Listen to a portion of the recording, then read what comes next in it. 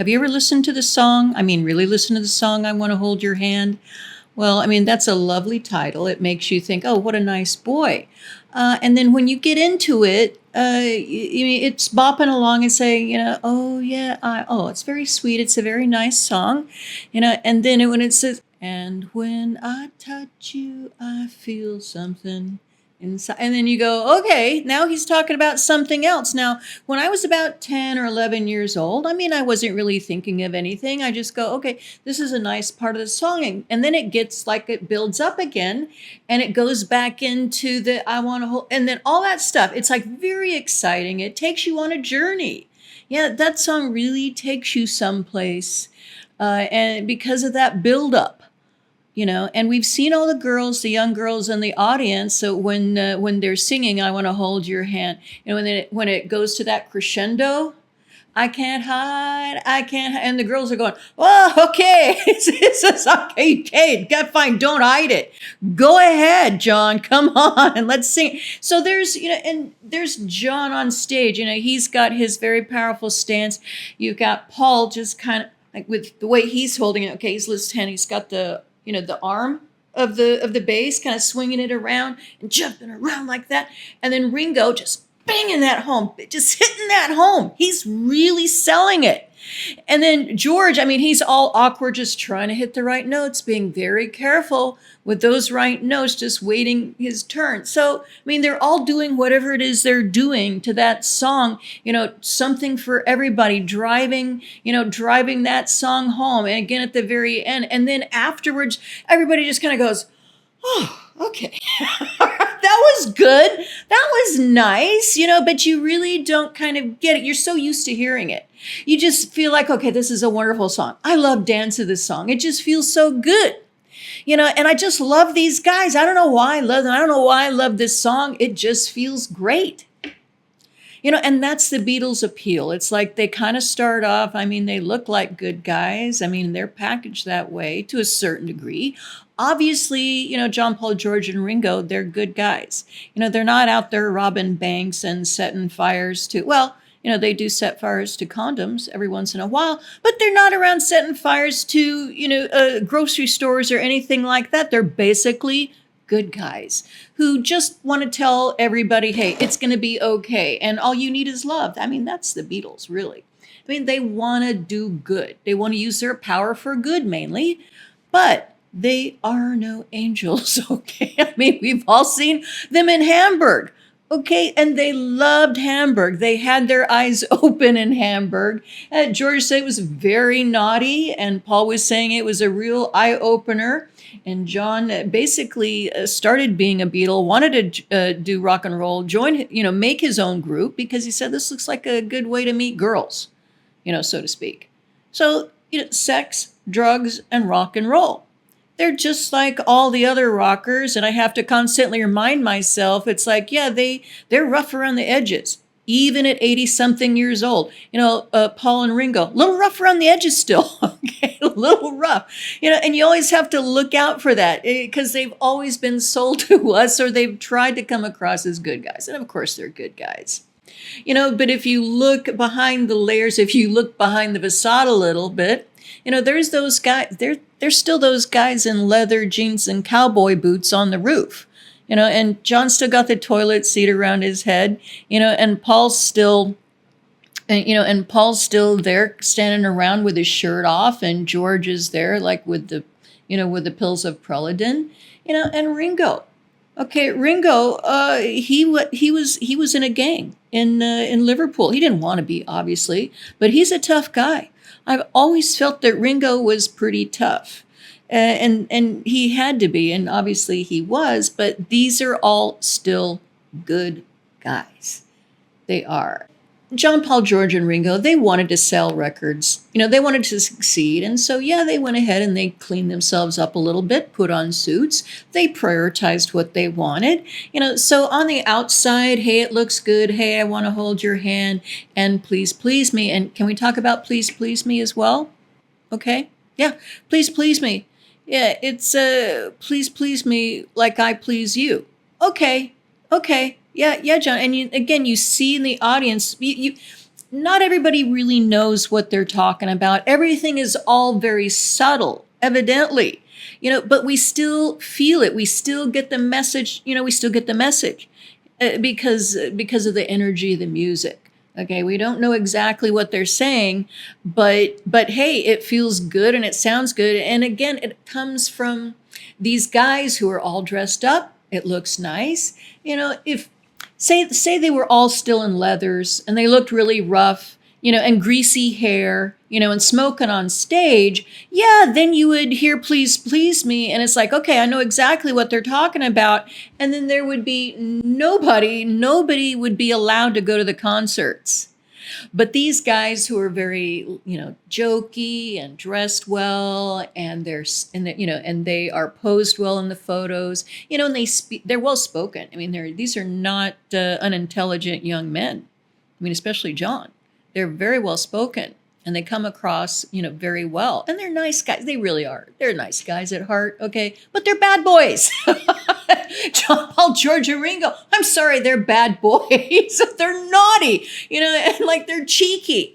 And that is their appeal, but they'll come at you like telling you a joke or being a little bit sly or kind of nudging each other like this.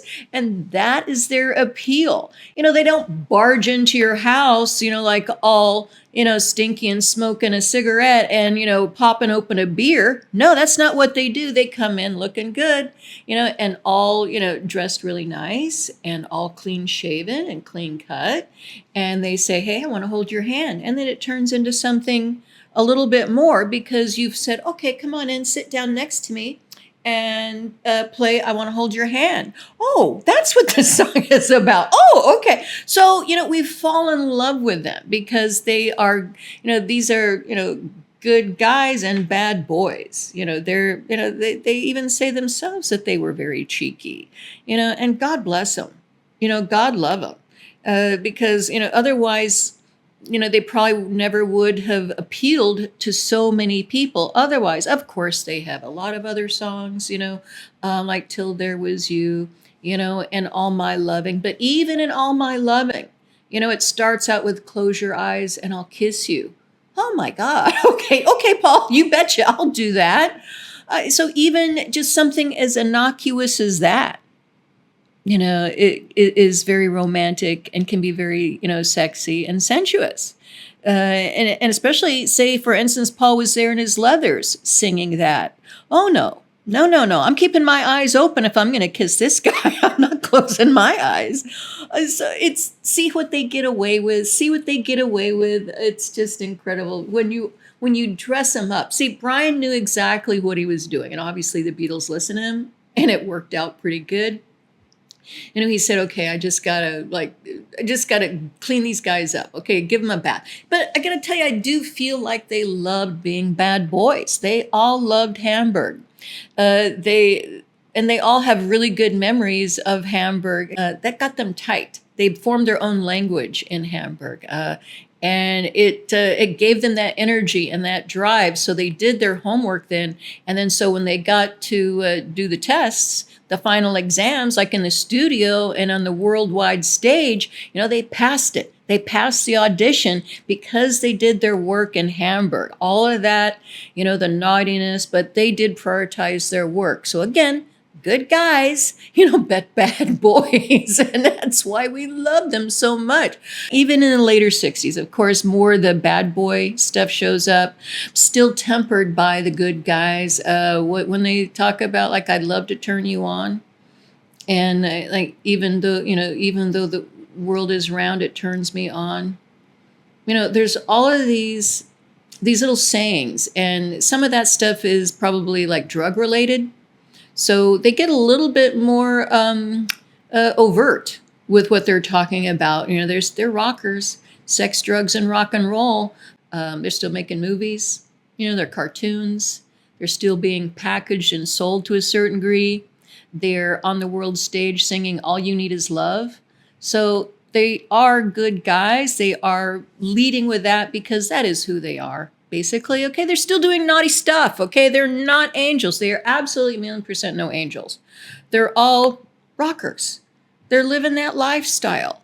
That goes without saying.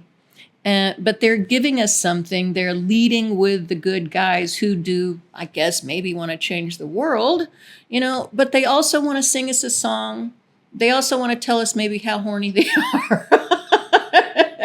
And are just kind of saying, hey, I understand you're probably horny too. So here's a couple of songs. Okay. And hey, maybe, and this is what my experience was with drugs. Okay. This is what it was like. Don't take it, but this was my experience here. So they are a mixed bag. And that's why, we love them. They disarm us with the good guys and the smile and the cheekiness and the joke and all that. And then while they're singing their song and they're laughing and everything on stage, and before you know it, they're saying, please, please me like I please you. Come on.